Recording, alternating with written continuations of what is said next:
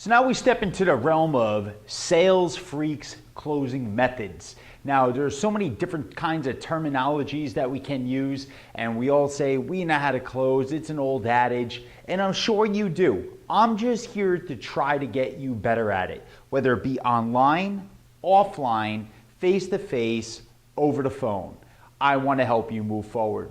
You see, Sales Freaks, we have several different call centers in which we sell multiple different kinds of products. And with those multiple kinds of products comes different types of closes. There's not one close in particular that can be just for one type of environment.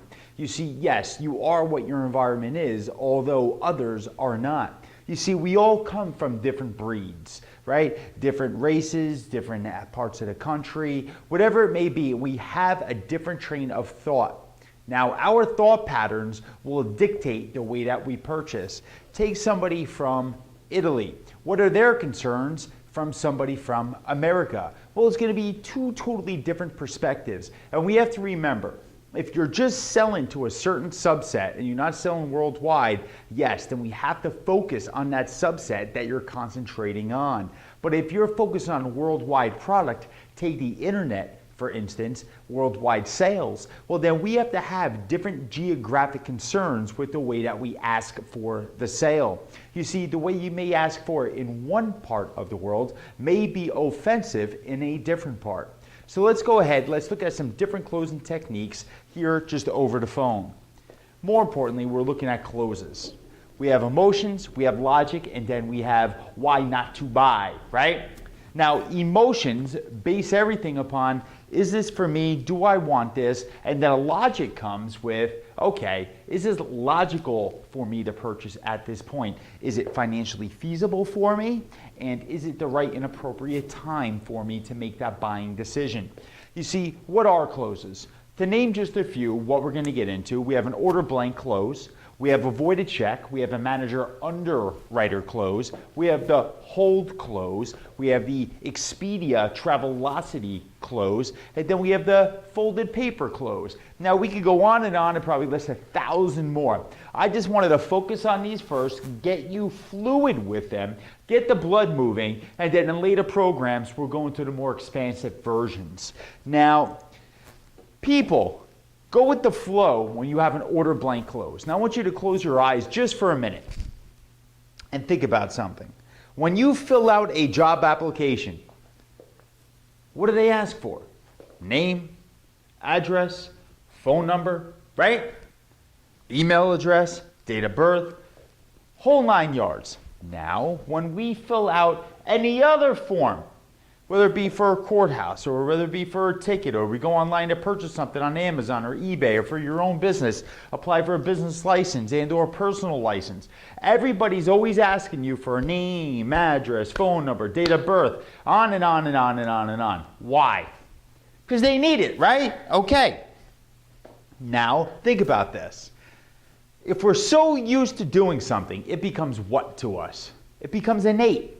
So when people start asking us, okay, what's your name? Okay, what's your address? All right, great, and a zip code? All right, here we go. Well, we start thinking about these things, and it's an order blank close. What they're doing is just going with the flow and asking us for certain points of information. Now, there's certain points of information. What are they doing for the individual? Well, they're narrowing it down to the ridiculous. Think about it when you order pizza. What do they ask you? Name, where's it going? Okay, credit card information, and you just become a robot. Bop, bop, bop, bop, bop, bop, bop, bop, bop. So now, when I teach my individual salespeople, closers, to go with the flow and use an order blank close, I tell them just to start at the main point and just flow through it. What is your name? Okay, excellent. And your address once again is? Okay, and the phone number? Okay, that's going to be best to reach you. Okay, phenomenal email address so we can send you a confirmation. Okay, excellent. I'm going to send you all the information right there. Okay, now, and your date of birth. Okay, and when you just keep going through a form and you don't stop and you don't give people reasons, people just offer up the information. I do it myself, and you do it too. We all do. Why? Because we go with the flow, because we're used to it. And that's what I call the order blank close. So when you ask for the money, it just rolls off your tongue. So when you say, okay, your address? Okay, and the phone number, best to reach you. Excellent. Email address. Okay, now the best form of payment is going to be Visa or MasterCard. I'm sure you want to use Visa card, correct? And then you just flow right into it.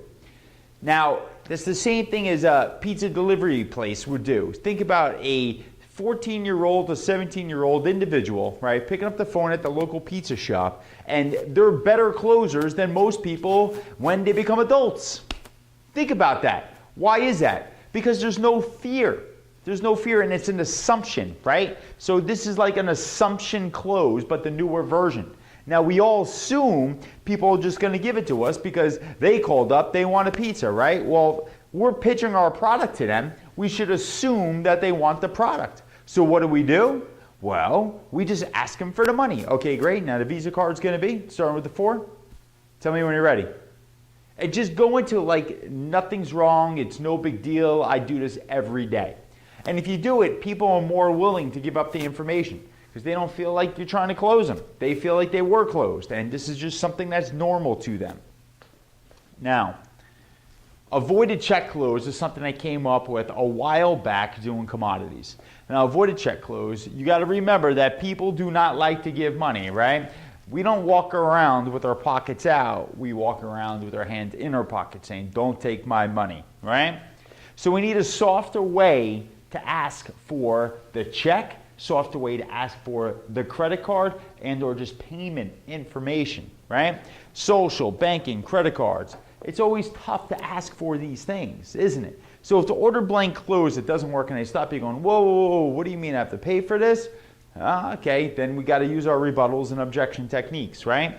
But right here, we have some power statements. Do me a favor, voided check, detail your financial records in the pay to column. Now let's go through this. What is a voided check? Well, a voided check is something that we don't feel we have to give somebody, right? A voided check is something we say, okay, if I write void on it and I give it to somebody, it's usually used for an ACH, for them to send me money, right? So again, we have these innate feelings and thoughts inside that it doesn't feel like we're giving something away. So I like to ask all of our clients, hey, can you do me a favor and go grab a voided check? I want to detail and highlight your financial records. I'll hold. Okay, excellent. Now, in the check, I want you to write in big, black, bold letters, V-O-I-D. That's going to say void, Mr. Jones. Now, the reason it says void, Mr. Jones, is because you're not exchanging money at this time. This is for your records and your records only. Now, Mr. Jones, in the pay to column, I want you to write down the name of the company. That's going to be, let's say, United Healthcare. United Healthcare is that company that's going to be backing you up for over $2 million worth of coverage. Now, in the dollar column, I want you to write down your monthly investment. Your monthly investment. That's only $193.41. Now that $193.41 is going to be covering you for that $2 million in return. Now, Mr. Jones, trust me when I say this.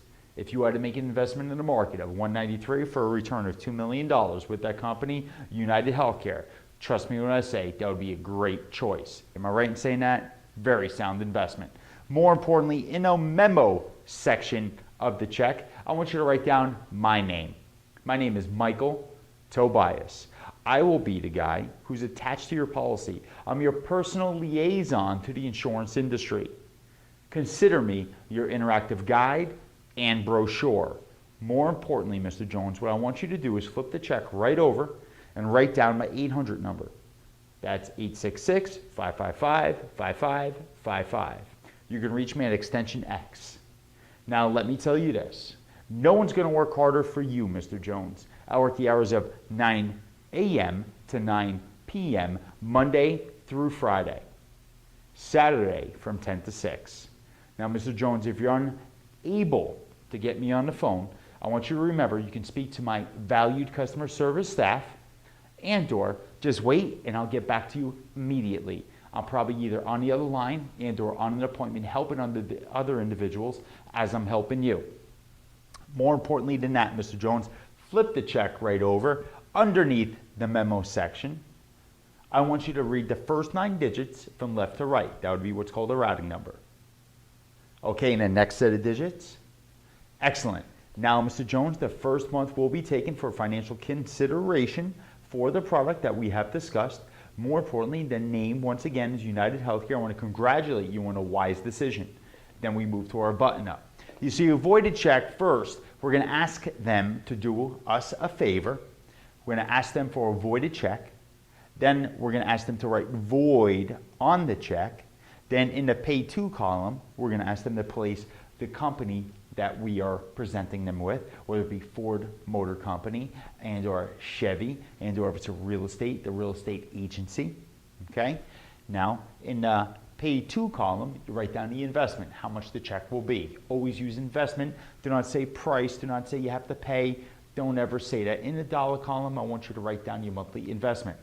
That'll be the amount that you get in return for X, whether it be the house, the car, this, that, and or the other. Now, memo section, always put the name so they remember who you are. Flip the check go right over because you want to get them working for you.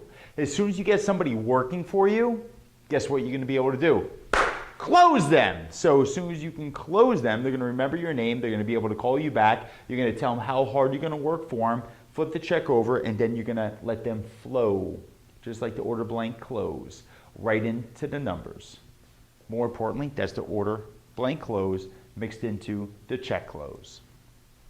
Now, then we have a manager close, right? If you work for people, they will in turn work for you. Sincerely do this and let people know what you intend to accomplish for them. What I mean by that is this, right? Now, we can either ask a manager to get on the phone and or we can say we're going to speak to our manager, which 99% of the time we do. More importantly, we have to remember these things. Can I do something for you? My manager, no one has my resources or abilities, and then we come back on the phone with great news. Now, I'll give you an example. You can use an underwriter close for maybe a stock business, mortgage business, insurance business, P&C business, commodities business. Now, the way it would work is this. Hey, Mr. Jones, I got a quick favor to ask you. Do you mind if I put you on hold a second? Because no one has my resources and or abilities. The underwriters happen to work out of my office and they're just a few doors down. Do you mind if I go ask and talk to Leslie? She happens to be one of the top underwriters with the company. I'm good friends with her. She actually owes me a favor. Now, if I can ask her about your case and to get your application expedited through underwriting, I want to see if I could push that through for you. Would that be good? Would that make you happy? Okay. In turn, would you refer me a few people that can help as I'm trying to help you? Excellent. Let me go see if I can get this done based upon the information that we just went over. Is there anything that we left off of the application that you think would be pertinent to a decision? Okay, excellent. Let me go speak to Leslie. Please hold. I will put him on hold. I will go speak to the underwriter and or call the underwriter, right? See if I can get the case through, whether it be that mortgage, right? Whether it be the stocks, see if we can, get the amount of money approved by the firm, right? And or if it's insurance, I'll call the underwriter and say, hey, medical questions XYZ. This is what this individual has. Do you think we can get them approved? Oh, we can? Excellent. Submit the application. More importantly, Mrs. Jones, got some phenomenal news for you. Actually spoke with Leslie, the underwriter, and she told me that if we get your application in today, before she leaves, she will take personal attention to the matter and make sure that everything gets pushed through to the best of her abilities. Now, if we get this done now, Mrs. Jones, I can't guarantee you approval, but based upon everything that you said, I can pre-authorize it. More importantly, let me ask you, then go through the application. Always use somebody with a higher standard than you, somebody that's going to be important to the decision-making process. You have to take that decision out of a client's hands and put it inside your hands, because every story, right, is always going to end with a decision, but every picture is going to tell the story. Let's think about this. If we put the customer on hold, walk over to an office, we're working for them. They feel we're working for them. which we are and which is the true case. We come back on phone and we say that we have phenomenal, unbelievable news. I have great news for you if you don't like using those words. You're in sales, get used to them though. Then tell them that no one has your resources or abilities. And since your favor is getting squashed with this, they have to do you a favor and refer you a couple of people in return. More importantly, we need to get this done now. Let's try to get her before she leaves or he leaves, however you want to put it. The same thing can be done with your manager. Instead of saying underwriter, say manager. More importantly, that's the manager, underwriter, close. Now, picture this. We have a full conversation. This big. Then it gets cut in half. Then it's going to get cut in half again. Then it's going to get cut half again. Then again. So we have a full butterfly. All the way down. Cut. There's an eighth of it left at the end, if we're lucky. I have what's called a folded paper close. Now, a folded paper close works pretty simply. What I want you to do as you're watching the video is take out a blank piece of paper. I want you to draw a big circle on that paper. Now I want you to fold that paper opposite so you can still see half of that circle. Now hold the paper out. What do you have? 50% of what we discussed. That's this. This is our conversation. Cut in half. Because that's how much you're going to remember, Mr. Jones, when we hang up the phone today. Now, Mr. Jones, I want you to fold that piece of paper in half once again. Now, Mr. Jones, that's how much of the conversation you're going to remember 2 hours from now. So, Mr. Jones, right now we're at a quarter of what we just discussed about 2 hours from now. I want you to take that piece of paper and fold it in half again. Now, Mr. Jones, now we're at an eighth of what we just discussed. That's how much you're going to remember tonight before you go to bed. Hopefully my name's in there, Mr. Jones. Hopefully my number's in there. But you know what's not in there? The meat and potatoes. See, Mr. Jones, when you go to bed, I want you to take that piece of paper, I want you to fold it in half again. Then I want you to take it and fold it in half again. You see, Mr. Jones, tomorrow morning, that's how much of the conversation that you're going to remember. The few words printed on here. How much of the circle do you see? Do you see any of the circle, or do you just see a short little line? You see, Mr. Jones, what we just discussed is not going to be fully represented by your memory. The best time to make a decision is when the facts are fresh in your mind. Wouldn't you agree? That's the folded paper close. Now, alternative choice, yes, I know we all know this one. This one is the easiest close in the world. We have been through it 1,000 times. So have I. I heard it from Zig Ziglar's, Brian Tracy's. I heard it from every sales trainer I've ever had. But you know what? If it's still good, use it. We all know it. You either want choice one or do you want choice two. But more advanced techniques of alternative of choice is different because not enough people really know how to use it. You're not using your tie downs. You're not making it effective for yourself. Now, let me ask you a question. Would you rather have more sales ability or less sales ability? Think about that. Which one would you rather have? If you said less sales ability, you probably shouldn't be watching the series. You probably said more, right? Of course, come on, let's not be corny here. But if you wanted more sales ability, isn't that an alternative of choice? You're giving people a reason of why not to say no. Stop saying, do you want the blue or do you want the red? Do you want the red or do you want the green? Give me a break. Come on, okay? Color of preference, all that stuff should have been narrowed down already. And if you only have two choices to narrow things down, the people probably aren't coming to you. So what's the correct way to use alternative of choice? Think about it. What if you're selling a big technology system? What if you're selling this huge network? And this network is worth millions of dollars. Now, with this network, let's say we had 2 user codes. Okay, well, what does that mean? It means either it could be in C++ right? Or let's use this for some commonalities, Linux and Unix. Now Linux is Windows-based Unix, a little more user-friendly. Unix, you need a programmer, alternative of choice. Mrs. Jones, would you rather have your system developed in Linux, which is more user-friendly to you and all of your co-workers / employees, or would you rather use Unix, in which you're going to have to hire a programmer just to manage your database and decipher all the information? That's ultimately going to be up to you. My choice would be more cost prohibitive, which would be choice 1.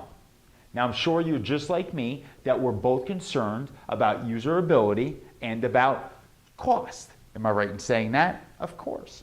More importantly, that's the way we have to use alternative of choice. Don't just say, do you want this one or do you want this one? Explain why.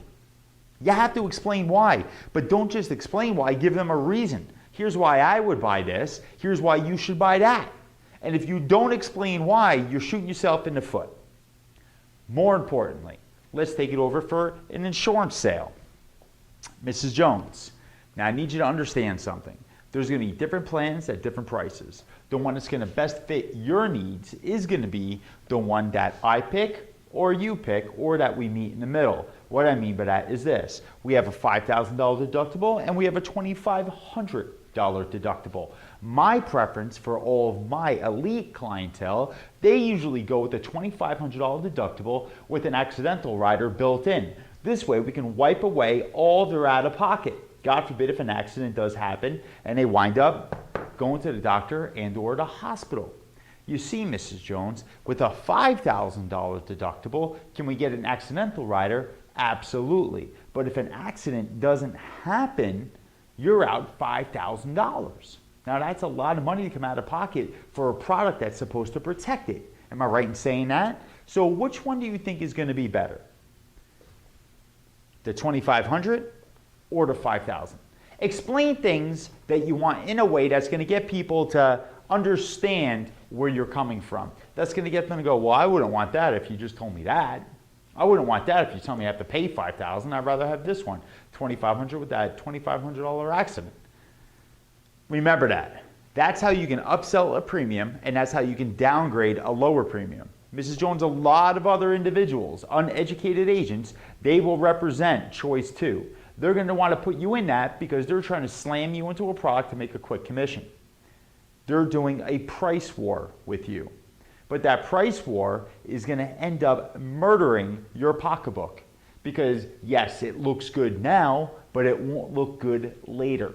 Mrs. Jones, the whole reason you purchase health insurance is to protect you. And if you purchase this one, the only thing it's protecting is your eyes, and you're going to need glasses later. Go with this. I can protect your out-of-pocket in and out and now. More importantly, that's the way to go. So that's the correct way of using alternative choice.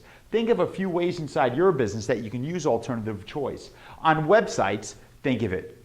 What can you do on a website? You want A or do you want B? Put the most expensive vitamin compared to the cheapest vitamin. But then list why so many people buy this one compared to this one. Well, why do people buy the most expensive ones? Well, they're probably more potent, right? Then put it below it. More potent, right? Lower potency. And put it right next to each other. Say, well, that one's $5 more and it's more potent than that one. Now, I'd rather pay $5 more for the one that's over here. Always use that alternative choice to your advantage. Now, closing by new websites. I love this. Orbitz, Travelocity, Hotels.com, Kayak. Now, what do? If you ever went on vacation, you're probably just like myself, and we went to one of these websites and we were trying to find either a hotel, right? And or trying to find airlines and or rent-a-cars, anything that we can for what? Cheap, the lowest price. Now, we don't want to stay in a lowest price hotel. We want the hotel that we want for the lowest price. We want a 5-star hotel for a Motel 8 price. How do we do that? Well, we go to all these choices. We go to our travel sites, Expedia, Hotels.com, Travelocity, Orbitz. They all use the same system, right? They're all travel sites. Kayak can all sit here right in the middle and they shop all of them, right? and they try to find the best rate at the best date and range and everything else to your specifications. Why can't we use that in all sales? Why can't we just tell people, consider me the Travelocity of health insurance. Consider me the Travelocity of commodities. Consider me the Orbitz of real estate, Mrs. Jones. I've done all the shopping for you. I've narrowed it down to a few quick choices. You see, either we're going to stay in this hotel or we're going to stay in this one for the same price. See, here's what it's about, Mrs. Jones. It's narrowing it down to the ridiculous. Your preference is going to matter in the end. Which one do you prefer? Do you prefer A or do you prefer B? Because now I just took you through Travelocity and I shopped all the different carriers for you, and I found the one that's going to best fit your needs and your budget. You see, Mrs. Jones, that's what I do for you. I take the guesswork out of shopping the market for you. More importantly, what about commodities? Hey, Mr. Jones, I just want to let you know, I took your information, I just put it into my patent pending system. And what I'm coming back with is a few different options. Now, I'm sure me and you both want to do the research, but let my computer and my software do the research for you. You see, what I'm coming back with is new corn. The corn right now, the options, they are undervalued. And I think me and you can stand to make a killing here. You see, if my computer's telling me to do it, it's usually pretty accurate in my opinion. More importantly, and then you move on, right? But as soon as we tell people, hey, I'm like the Travelocity, of travel all the way to the Travelocity for health insurance. I do what Travelocity does to travel for health insurance. Mr. Jones, don't take my job away from me. Let me do the shopping for you. That's how you use the Travelocity Orbitz close. More importantly, their closing process. We have to explain, we have to support, we have to make sense, and we need proof, and we need to ask. How do we do these things, right? Well, how do we explain, how do we support, how do we make sense, how do we show proof and ask? The ability is all in you. I'm going to go over all these closes more in detail. Just wanted to give you a brief overview of how they work, and then we're going to get more specific into your industry, whether it be on the web and or whether it be on the phone sale or face-to-face.